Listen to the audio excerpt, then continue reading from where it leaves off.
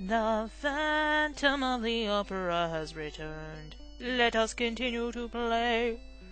I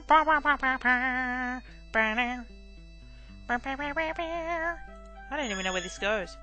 Oh well. I should have checked to read the thing. Let's dressing room. Dressing room is closed. And there's a bulletin board. We'll go there next. But let's go through this open dressing room door. That one just said it was closed.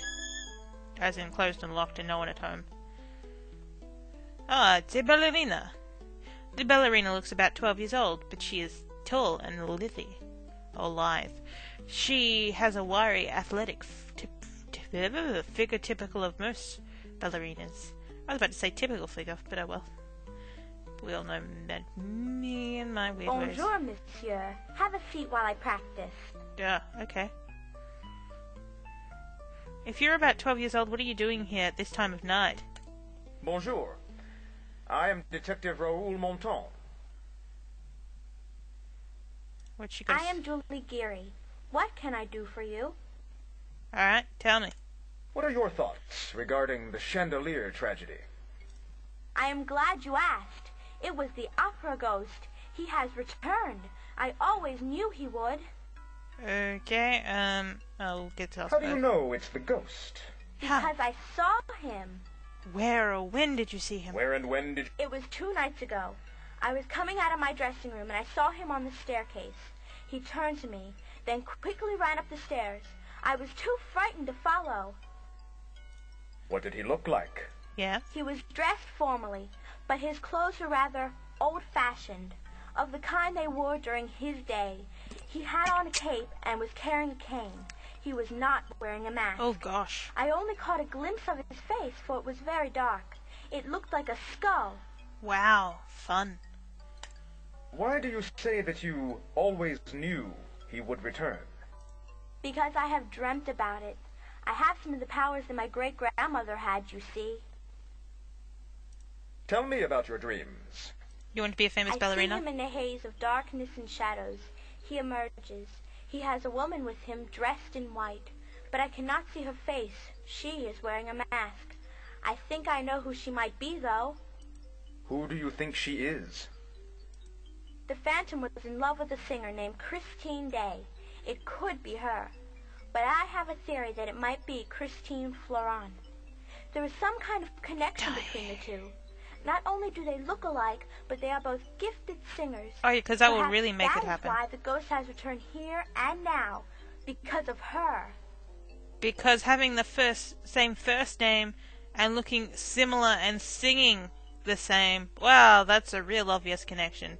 And again, it's not Christine Day, it's Christine Daae. Your great-grandmother? Please, enlighten me. Madame Geary worked at the opera Madame as what Geary. today we would call an usher. She looked after the boxes. She was in charge of the Phantom's personal box. Tell me more about Madame Geary, not Geary. Tell me more about Madame Geary. Ah. To put it bluntly, she was a psychic. She communicated with the Phantom without ever seeing him or speaking to him directly. She also wrote a book about him, which you can find in the opera library. Well, that never happened in the Andrew Lloyd musical, but it could have happened in the original. There's a lot of different versions about how the Phantom came to be there and how he communicated with her and blah blah blah and how connected she was to him. Communicated with him? Yes. He would leave her instructions in his box, but she almost always knew beforehand what he wanted and provided it. The ghost tipped her very well. He was good to her. Tell me about the book. She wrote it around the turn of the century, after the Phantom's supposed death. Oh, you can actually see her She became speaking. something of an authority on the man. If you haven't read it, you probably should. I'm surprised that she's actually speaking while she's dancing in her little thing over here. His personal box. Go on, please. I have some thoughts on that, but I will. It was box 5. He had ordered the manager of the opera to never sell the box, as it was his. He would attend the opera in that box, but no one knew how he got into it. He certainly didn't go through the door. Wow. Didn't your great-grandmother see him in the box? Never. She never tried to see him. She was a little afraid of him despite his kindness. But my mother said that great-grandmother told her that Box 5 had some kind of trick in it. Like a trapdoor, maybe? Tell me a little about yourself. Well, I am a dancer with the ballet corps. I am taking acting lessons and hope to become a prima donna like Christine Florent. Florent! How long have you been associated with the opera? My family has been with the opera all the way back to my great-grandmother. My mother was a costume seamstress. My grandmother was in the ballet like me. My great-grandmother worked for the public sector of the opera. And what about her mother?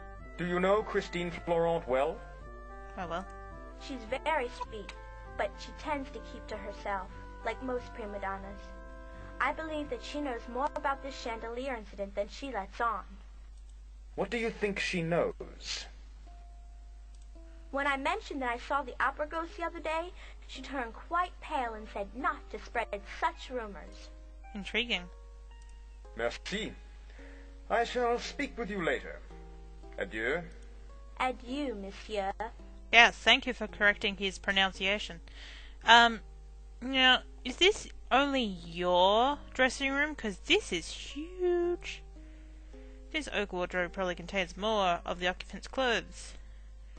I suspected the rack contained several styles and types of costumes spanning all periods of history. Look at reviews. You marvel at the propensity at which actors and actresses pace up the newspaper reviews. Okay, not actually reading them. What's the poster? Here's a travel poster from Madrid. You sigh, because you've never been there. Look at their dressing screen. The occupant uses the screen to dress behind when visitors are in the room. Why, the trash bucket is empty, and has a perfumey smell. That's weird. It's an umbrella. Can we take the umbrella? You hesitate as you realize the umbrella's not really yours to take. After a bit of thought, you decide it's not a clue. Ah, 'tis a shame. Plant? Someone must have given this to the occupant as a good show gift. It's quite tall. I wouldn't have given her something so big. Makeup. My god, if this is her dressing room alone, that is ridiculously huge. Can we go in here? Oh, we can. Nope, locked. No one is inside. Let's have a look at the trash bucket. This is insignificant little wastebasket. This bulletin board is cluttered with several notices, mostly crew calls, casting announcements, rehearsal schedules, and other theatre business. Nothing interesting? Okay, there's nothing to go across here? Alright. Hurry up! Raoul! We're all slowly dying here! What the hell is that sound? He's thinking about it. Let's look at the light fixture. There's an electric light fixture. Go up the stairs. Well, that was thrilling speaking to Mademoiselle Giray. And we're almost out of time, but let's see what's through this door. And then we'll probably have to cut the video again. Oh well. Thus is life. Oh, it's the doors. The doors make horrible noises.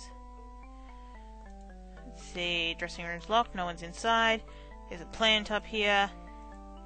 This is a dressing room. Someone must be inside. Hey, look, there's a fire axe. Take the fire axe? Let me take the fire axe? I want to take the fire axe, please. It's only for emergencies. What? This isn't an emergency? I want to play the game. No. Anyway. I will see you guys soon in the next video. Bye bye.